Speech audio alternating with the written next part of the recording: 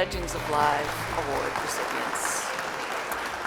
The award recognizes artists for their exceptional contributions to the live music industry across Canada through live touring and concerts. In plain language, these guys rocked their way across North America and into our hearts. Here to present the Legends of Live Award, it is my pleasure to invite two very well-known people in the industry, Ralph James and Vinnie Cinquemani.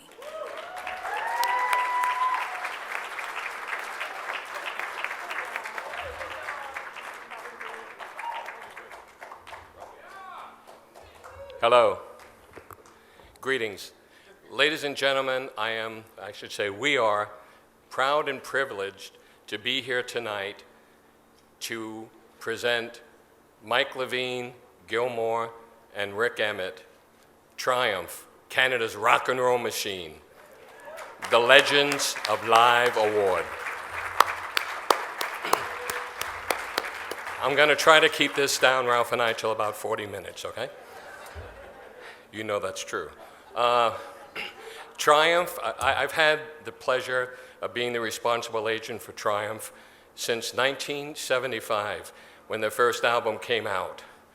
Triumph from 1975 until the day they decided they wanted to stop touring was one of Canada's greatest and biggest rock bands.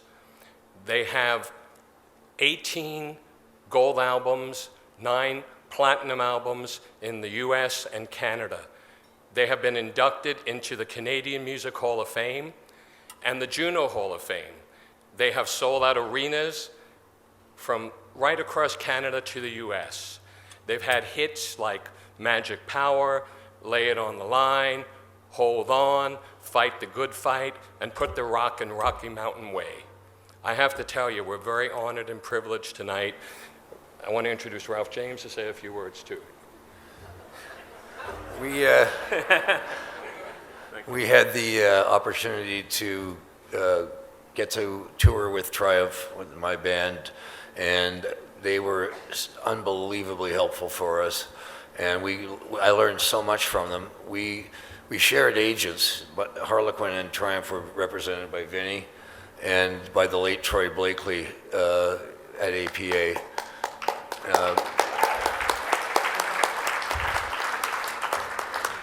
These guys didn't know the meaning of less. More is more, not less is more. More is much more, and then double that. And the production side, it was crazy. We were going on an American tour that started on the 27th of December in the arenas in Texas, and they decided to add a date in Tulsa, Oklahoma at the Old Lady of Brady Theater. So in true Triumph fashion, they brought in the entire production, arena production, into this theater. It was fucking ridiculous. And then on the next tour, they doubled that production. But it's absolutely, I learned so much from you guys, and it was an absolute pleasure to be on tour with you and to watch how it's actually done. They didn't follow any of the rules, actually. They played the game, but they deviated, and basically, they didn't follow the rules. They just created their own path, and people followed it, and it worked. So congratulations, guys. Thank you. We'd like to run a clip, a tribute to one of Canada's greatest bands, Triumph. When you and Mike first started Triumph, did you ever believe it would become this big? Yes. We had a lot of confidence in what we were doing. We believed in it, believed in each other. Well, we didn't believe it until we got Rick. Rick Emmett, Mike Levine, Gilmore. 3 musicians from Mississauga, Ontario. And on the stage, pure Triumph.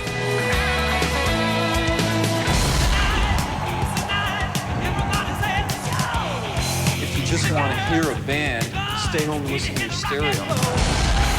Live rock and roll should be big and great and fantastic. Overkill has always been one of my philosophies. This trio's live show defined arena rock. Moore engineered a laser show unrivaled at the time. And the band traveled with their own lighting and sound rigs, making every show they did explosive. If we played a show and there wasn't a real strong response from the audience, we didn't consider they were being polite. We considered they were being bored. What followed was a string of gold and platinum albums and the fulfillment of a dream when they were invited to play 1983's US Festival for Heavy Metal Sunday. Triumph is probably the most outside band of that genre. In that whole heavy metal genre, we were the good guys. We were the band in white. Never surrender, fight the good fight, hold on to your dreams, you know. And I'm proud of that. I think that's a great legacy that the band has. In 1988, after being together for 13 years, they decided to call it quits at the top of their game with a sold-out final tour. We were the Three Musketeers when we started this band. You know, the things we shared that you couldn't share with anybody else in your life. Just this little club here, there's only 3 memberships and we were the 3 members. It's not really about sex and drugs and rock and roll. It really does have to be about music, and it has to be about writing good music and getting up on stage every night and bringing it. We played for hundreds of thousands of people and sold a whole ton of records too, so we must have been doing something right.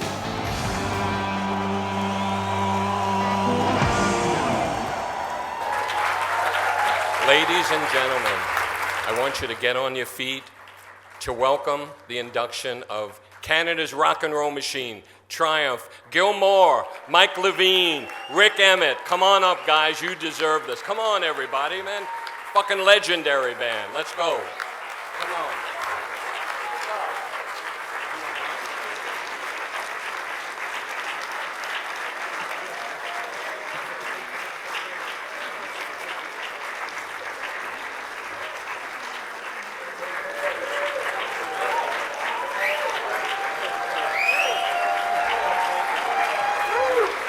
Thank you.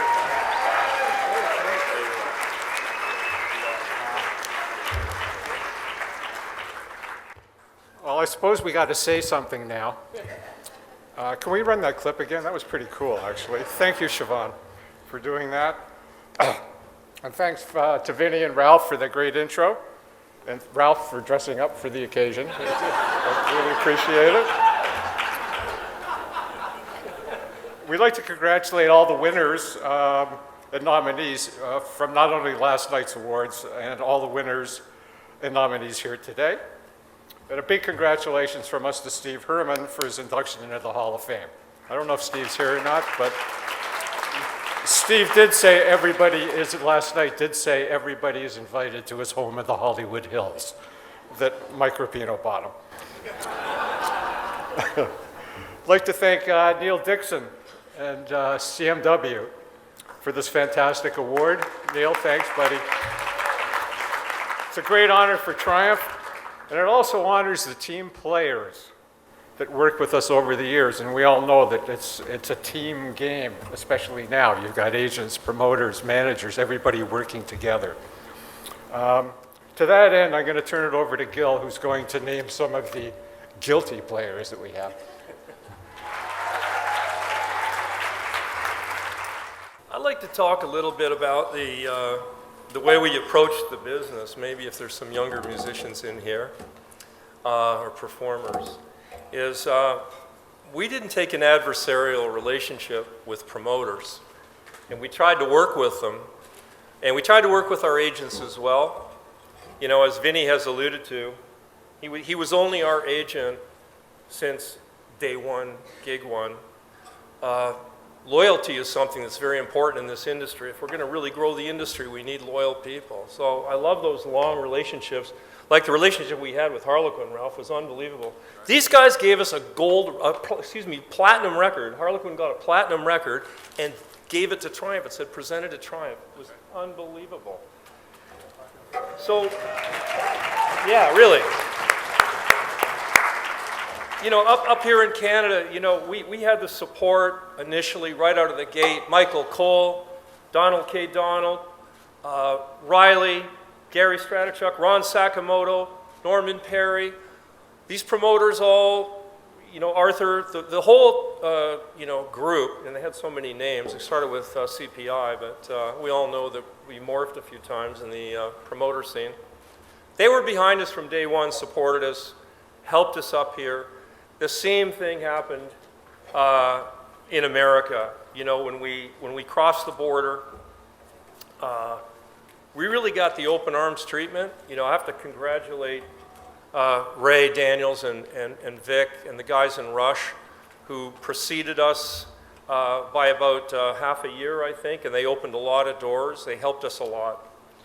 And some of these guys, they just became lifelong friends. Jerry Michelson and Arnie Granite in Chicago, Irv Zuckerman and Chris Fritz, John Scher in New York, of course, Eddie Tice, Harvey Weinstein, and Corky Berger, also up in upstate New York, Joe Miller, Jack Orban, Louis Messina in Texas, Rick Kay and Rick Franks in Michigan.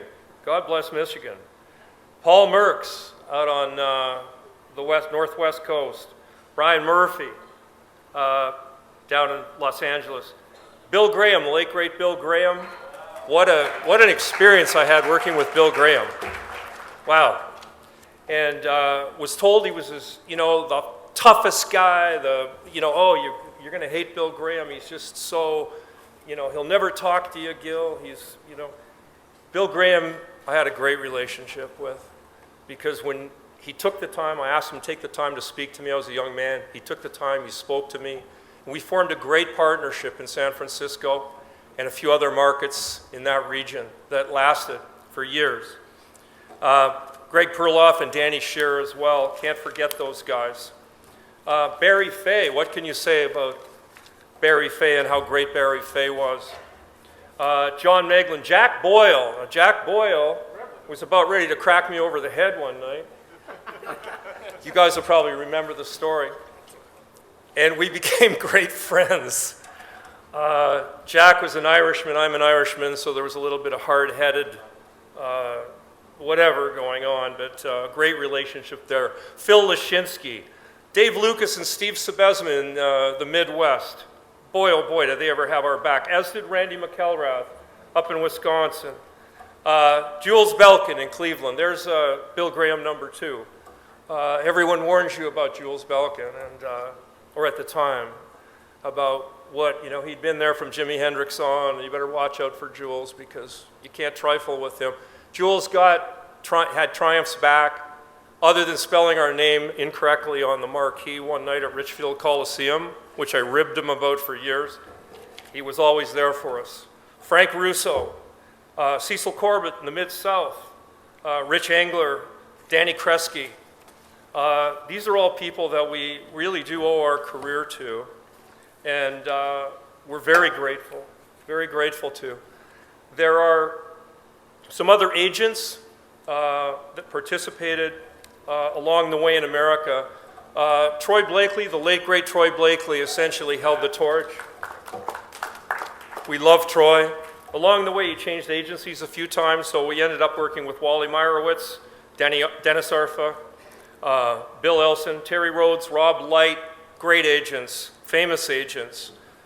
Learned just a ton from them. And, up here in Canada, Mike and I and Rick in our bands prior to Triumph, we work with all the great agents here in Southern Ontario, from Tommy Wilson, the late great Ron Scribner, Steve Maley, George Elms, Chris Somerton, Terry Fillion, Ralph Jolivet, Rob Tustin, and yes, Ray Daniels was an agent at one time.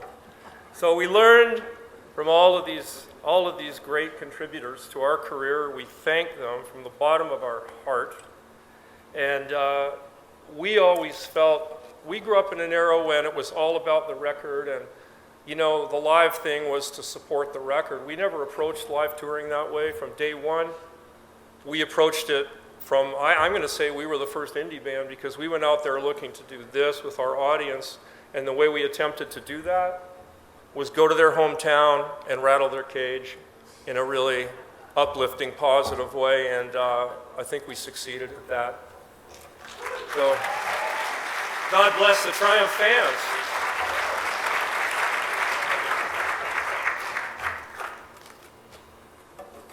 Thanks for the update, Gil. I really appreciate it.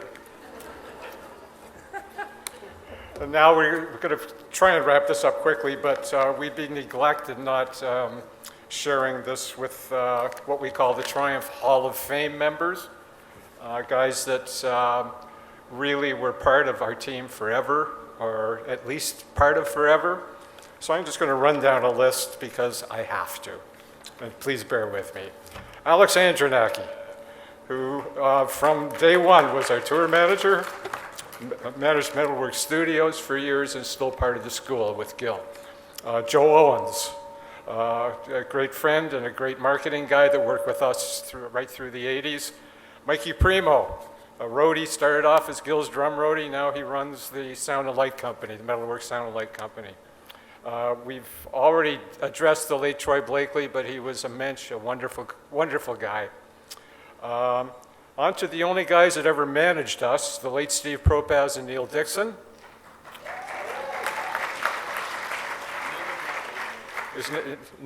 What do you say about Neil? Oh, Neil's not late, it's just Steve. Steve's no. Okay. Speaking of late, Vinny Sancomani, of course. Riley O'Connor was there as a promoter for us from day one, the day we met him. He was one of the, I can't describe what Riley has meant to the band. Tom Williams, those that may remember him from Attic Records, Tom signed the band when there was no band. He had the foresight when Gil and I went in to see him and said, we're going to make one of the greatest rock bands that Canada's ever seen. He said, okay, I'm in, and wrote us a check, and Tom's retired now, I think. Chip Ruggieri, the Chipster PR, was with us for I don't know how many years, one of the great publicity guys in America. Paul Dexter and Harry Witz are lighting director and sound, front of house sound guys that were with us for years and years. Paul Dexter has gone on to be, he's like one of the major domos in all the augmented reality and the Ronnie Dio tour. Ralph James, you made this list, Ralph. You're in the Hall of Fame, buddy. Lou Roney and Joe Anthony from KISS FM in San Antonio, the first guys in America to play the Triumph record. Gary Slade, who is, I know we're not supposed to talk about radio or records here, but Gary was one of the best partners we ever had as far as working with the promoters, working with the agents, and working with the band. And of course, all the radio stations that played our music, that was just part of the whole picture. You know, we garnered fans without radio, and we got radio that multiplied like rabbits. It was fantastic. And of course, the fans who really made it all happen. The Triumph fans were the best fans in the world.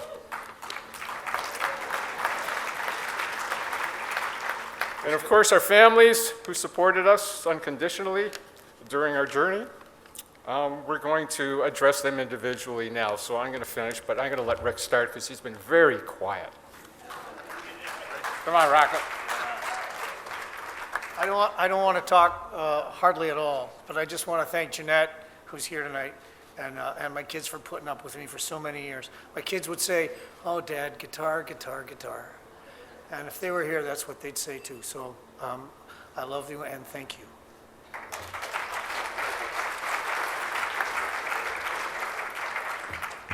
Family is irreplaceable in this world of live events and touring, as everybody knows, and I'm blessed to have an incredible family. I'm going to start with my lovely wife, Sunny, who's been with me for over 30 years.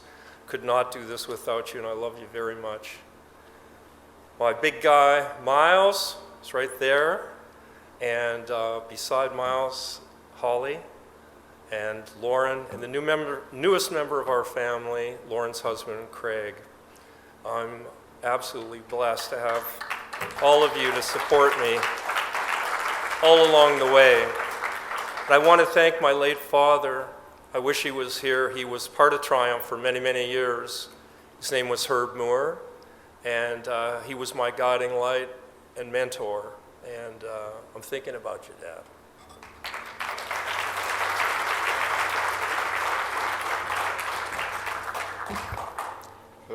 I'd like to thank my beautiful wife of 45 years, the fantastic Rosie Levine.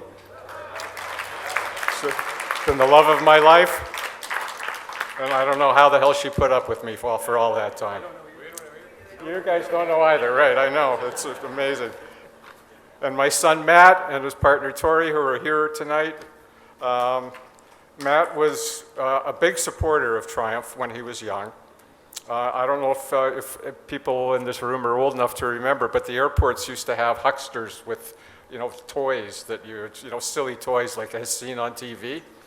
But Matt, when I got home from a tour, he just said, "Hi, Dad," and then he'd run into my suitcase and try and find what silly toys I got. And, but anyway, to close out, thank you all for being here. Thank Neil again for this great award. And keep up the great work. Canadian music rules, and you guys got to keep it rocking, okay?